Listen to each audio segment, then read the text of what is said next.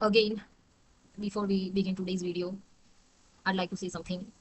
I've been following the situation involving Sonam Wangchuk sir, and I was deeply saddened by the news that he was taken to the hospital by the Delhi police. As someone watching from the outside, I found the situation very upsetting. I've also come across statements from his wife expressing concerns about his health and about whether the information being shared accurately reflects his condition. If those concerns are true, it's heartbreaking. I sincerely hope there is complete transparency and that he receives the care he needs. Whether or not we agree with every viewpoint, it's hard to not to respect his years of service and commitment. I can only imagine how difficult this situation must be for his family. Being separated from a loved one during such a critical moment is something no family should have to experience. My thoughts are also with everyone else who has been participating in the hunger strike, regardless of our individual opinions. I sincerely hope that every person involved remains safe, receives proper medical care. My only intention in saying this is to express my support and my hope that he remains safe, healthy, and is treated with dignity and compassion. I also hope that everything surrounding his health is handled with complete honesty and transparency.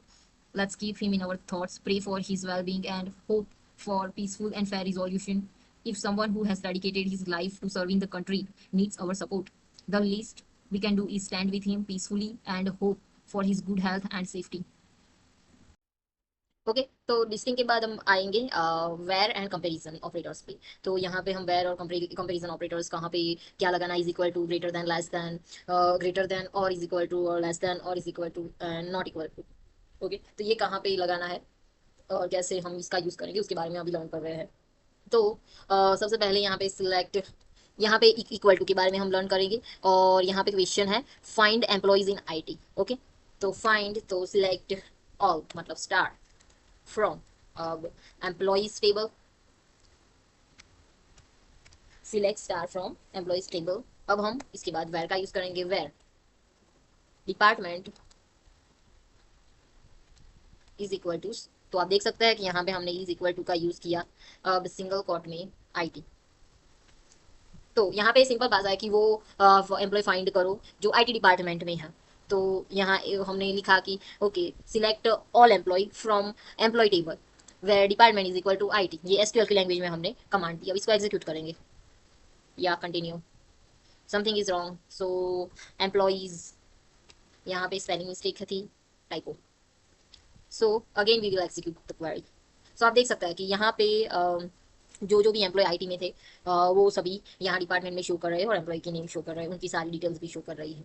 तो यहाँ पे हम is equal to का use ऐसे कर सकते हैं। Description box में मैं और भी लाइक प्रैक्टिस क्वेश्चन डाल दूंगी, आप अपने हिसाब से प्रैक्टिस कर सकते हैं। और ये सारा का सारा क्वेश्चन और ये सब कुछ मैंने इसलिए लिखा हुआ रखा है क्योंकि ज़्यादा टाइम वेस्ट न हो और आप बोर भी मत हो इसीलिए। बट अगर आपको ये कमेंट सारी की सारी आपको अपनी मैन्युअली लिखना है और अपने लिख के समझना है तो भी आप लिख के समझ सकते हैं, और ऐसे ही समझना हो तो आप ऐसे ही समझ सकते हैं। तो यहाँ पे क्वेश्चन है find employees who are not in IT. So वो एम्प्लॉयज को फाइंड आउट करना है जो आईटी में नहीं है। तो उसके लिए select all from employees table. Okay, उसके बाद यहाँ पे where department is not equal to.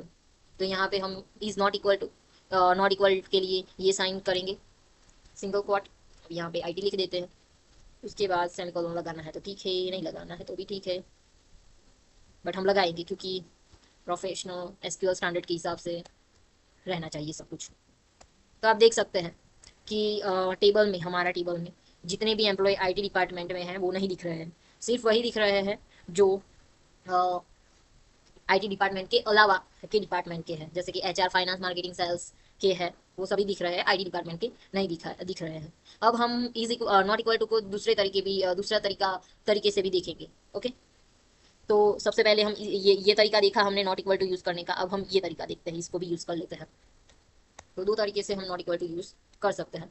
Select all from employees table where department,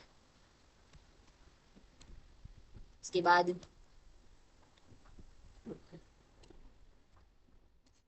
अच्छा। ओके, तो अभी हम इसको एग्जीक्यूट कर देते हैं। Select all from employees table where department not equal to HR. तो आप देख सकते हैं कि टेबल में यहाँ पे जो जो भी एचआर डिपार्टमेंट में बिलोंग करते थे वो अभी दिख नहीं रहे, क्योंकि हमने कमांड की है कि find employees who are not in the HR. Okay, उसके पहले हमने कमांड की थी कि find employees who are not in the IT, तो यहाँ पे हमने आईटी वाला कमांड, यहाँ पे हमने एचआर वाला कमांड लिखा। ओके, तो इसी तरह हम नॉट इक्वल टू का यूज कर सकते हैं। अब हम ग्रेटर देन के बारे में आते हैं। तो employees earning more than 70,000। Okay, तो मोर देन, तो उसमें हम ग्रेटर देन का ही यूज करेंगे कि 70,000 से ज्यादा जिसकी सैलरी है वो एम्प्लॉइज मुझे बताइए। तो उसके लिए हम फिर से select all from employees table करेंगे। उसके बाद वेर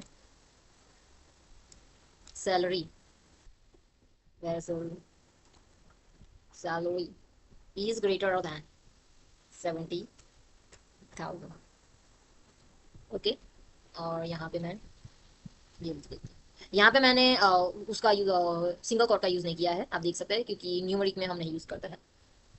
तो यहाँ पे जिसकी सैलरी 70,000 के ऊपर है, मतलब कि greater than 70,000, salary is greater than 70,000, तो वो सभी एम्प्लॉइज की इंफॉर्मेशन हमें दिख रही है। जिस एम्प्लॉय का नाम है चतुर, फेकू और हाउ, ऐसे नाम भी मैं रखते थे।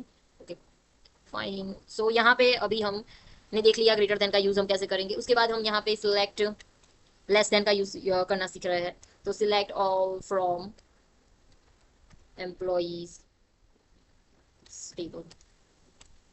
Okay, where salary is less than कितने हैं 60,000। ओके, और थोड़ा गैप ले लेती हूँ, और यहाँ पे इसको हम एग्जीक्यूट कर लेते हैं। तो जिसकी भी सैलरी 60,000 से कम है उन सभी एम्प्लॉयज़ की यहाँ पे डिटेल्स आ चुकी है। तो यहाँ पे एटम, डेविड और गब्बर, ये तीन की सैलरी है 60,000 से नीचे।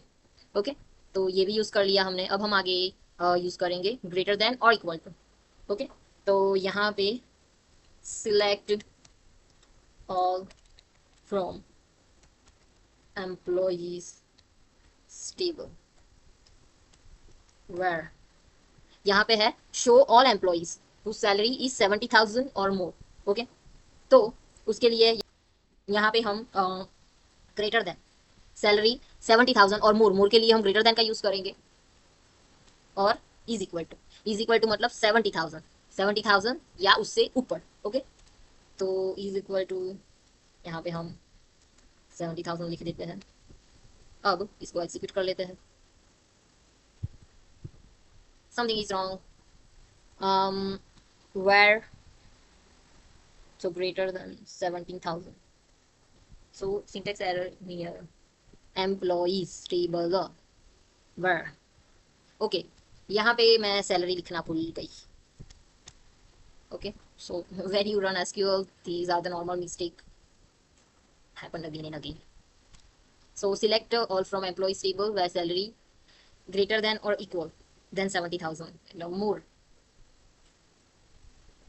तो यहाँ पे हम एग्जीक्यूट कर लेते हैं क्वेरी। तो आप देख सकते हैं कि यहाँ पे 70,000 से ऊपर जिन जिन लोगों की और 70,000 जिन जिन लोगों की है वो यहाँ पे हमें डेटा शो कर रहा है।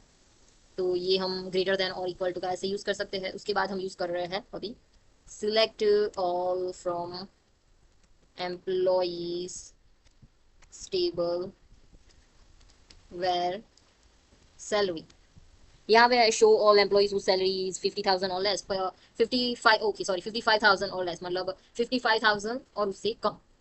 तो उसके लिए हम लेस देन का यूज करेंगे और इज इक्वल टू, और यहाँ पे हम लिखेंगे 55,000 टाइप। तो यहाँ पे इसको हम एक्सिक्यूट करते हैं। तो यहाँ पे 55,000 गब्बर की है और 50,000 मतलब कि 55,000 से लेस एक ही इंसान की है जो एटम है उसकी। तो यहाँ 50,000 और 55,000 हमने सैलरी का डेटा शो किया, लेस मतलब 55,000 और उससे कम सैलरी का डेटा शो किया। तो इसी तरह हम यहाँ पे वेयर एंड कंपैरिजन ऑपरेटर्स का यूज़ करते हैं डेटा शो करने के लिए। तो यहाँ पे सबसे पहले हमने इंसर्ट इनटू का सीखा, फिर डिस्टिंग का सीखा, अब वेयर एंड कंपैरिजन ऑपरेटर्स का सीखा, और उसके बाद मैं डिस्क्रिप्शन बॉक्स में डाल दूंगी कि कैसे यूज़ करना, कैसे इक्वेशन प्रैक्टिस करना है, तो आप प्लीज़ प्रैक्टिस कीजिएगा, क्योंकि आपका हेड क्लियर हो जाए कि okay this is comparison operators and this is distinct and how to insert into, so do practice. Okay, थोड़ी ही कीजिए पर प्रैक्टिस कीजिए।